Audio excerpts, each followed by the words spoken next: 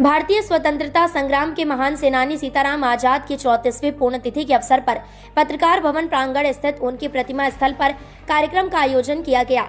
यह कार्यक्रम प्रत्येक वर्ष 4 दिसंबर को उनकी पुण्यतिथि पर आयोजित किया जाता है। कार्यक्रम में स्वतंत्रता सेनानी सीताराम आजाद की प्रतिमा पर माल्यार्पण एवं विचार गोष्ठी आयोजित की गई है। कार्यक्रम में मुख्य अतिथि के रूप में समाजसेवी डॉक्टर संदीप सरावगी एवं विशिष्ट अतिथि के रूप में पूर्व केंद्रीय मंत्री प्रदीप जैन आदित्य सम्मिलित रहे। अतिथि द्वय के आगमन पर आयोजक मंडल द्वारा तिलक व माल्यार्पण कर अतिथियों का स्वागत किया गया। तत्पश्चात स्वतंत्रता सेनानी सीताराम आजाद की मूर्ति पर माल्यार्पण एवं दीप प्रज्वलित किया गया। अन्य सम्मानित अतिथियों में मनोज गुप्ता अध्यक्ष शहर कांग्रेस, अरविंद वशिष्ठ, बलवान यादव, प्रागी लाल राजन उपस्थित रहे। कार्यक्रम में अतिथियों द्वारा स्वाधीनता संग्राम में सीताराम आजाद के योगदान पर विचार व्यक्त किए गए। इस अवसर पर डॉक्टर संदीप ने कहा कि सीताराम आजाद का नाम ही क्रांति से ओतप्रोत है। जहां भगवान राम ने समाज व माता सीता की मर्यादा को बचाए रखने के लिए युद्ध किया था, वहीं चंद्रशेखर आजाद ने देश की अस्मिता को बचाने के लिए अंग्रेजों से लोहा लिया। प्रत्येक स्वतंत्रता संग्राम सेनानी ने अपने देश के लिए युद्ध कर अपना सर्वस्व समर्पित कर दिया। यह उन्होंने किसी समाज या विशेष वर्ग के लिए नहीं, अपितु देश की अस्मिता बचाने व पुनर्निर्माण के लिए किया था।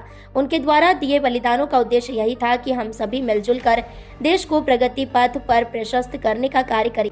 लेकिन आज के युग में हम विभिन्न वर्गों में बढ़ गए हैं, जो हमारे लिए चिंता का विषय है। वर्तमान समय में कई लोग जाति व्यवस्था का विरोध कर सबको एक समान देखने लगे हैं और कई राजनेता व धर्मगुरु इसके लिए लोगों को प्रेरित भी कर रहे हैं। कार्यक्रम में उपस्थित सभी लोगों से मैं व्यक्तिगत अनुरोध करना चाहूंगा कि आप भी जाति बंधन से ऊपर उठकर देश हित में अपना योगदान दें। वहीं पूर्व केंद्रीय मंत्री प्रदीप जैन ने कहा, हमने अपने कार्यकाल में पत्रकार साथियों और समाज के वरिष्ठ जनों के सहयोग से पत्रकार भवन प्रांगण में स्वतंत्रता सेनानी सीताराम आजाद की मूर्ति की स्थापना कराई थी। आगे हम जल्दी ही सीताराम आजाद जी द्वारा उपयोग में लाई जाने वाली वस्तुओं के संग्रह के लिए एक उचित स्थान के निर्माण की मांग रखेंगे। चाहे स्वार्थ से नहीं लड़ी, जिस तरह सीताराम चना लोगों भाई भी उसी परिवार के हैं और बहुत बातें सुनी यहाँ पे हमने, लेकिन बाबूजी हम कई बातों से सेटिस्फाई नहीं है, क्योंकि जिस समय हमारे स्वतंत्रता सेनानी साहब वास्तविकता में लड़ रहे थे, तो यकीन बताओ अगर सच्चाई से आप लोग बताएं, क्या सिर्फ नामदेव समाज के लिए लड़ रहे थे?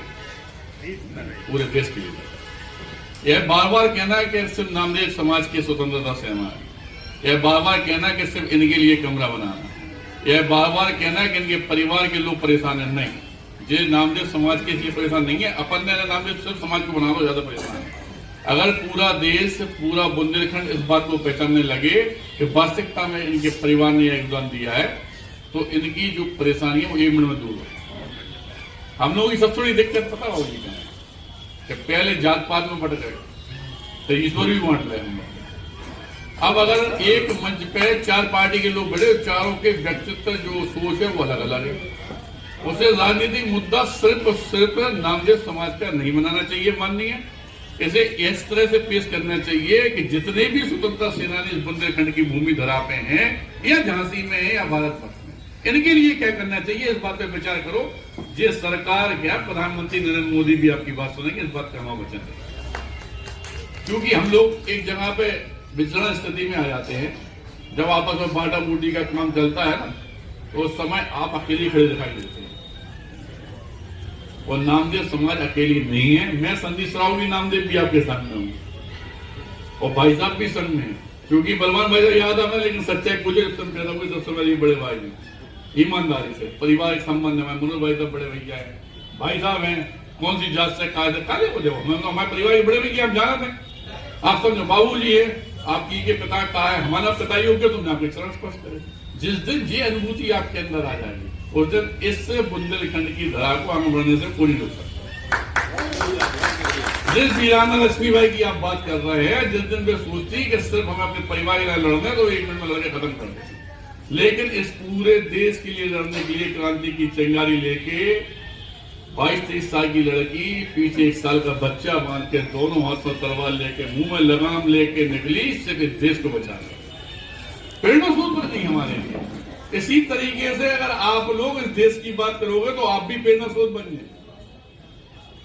जिनकी हमारी देरी के अंदर कोई बेटी आ जाए तो वो अहरवार है, बाल्मीक है, कहां से आए, गुप्ता